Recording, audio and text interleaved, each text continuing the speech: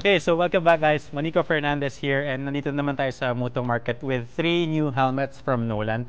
So meron tayong N72X which is an adventure touring helmet. Later I'll discuss kasi this one is removable. And then we also have the Nolan N88. So this is the road or urban helmet. And then we also have the Nolan N66. So this is a sport helmet and very striking yung design niya kasi sobrang haba ng spoiler. So this one in particular is built for the track and as you can see sobrang aerodynamic niya. And they're all made in Italy kasi Nolan is an Italian brand and they've kept that heritage for a long time until this date. And then going back here, we have yung N88. So ito yung mga for road bikes and naked bikes. This one has a light construction. Also meron siyang big chin vent here unlike yung sports version. And we also have a bigger vent here sa taas and a shorter spoiler here at the back with ventilation or exhaust. And then moving back to our adventure touring helmet.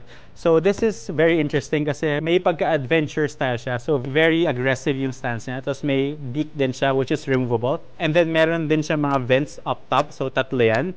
And then an exhaust here at the back. Ang correct term for it is a hybrid kasi when you lift this up, not only does it have a sun visor, so meron siyang drop down. Once you retract it, pwede mo rin tanggalin yung chin niya.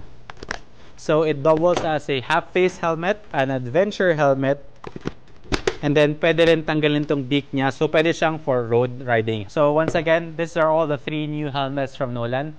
All ECE 22.06 and all made in Italy. So that's all for Nolan's new line of helmets. And I'll see you guys in the next episode.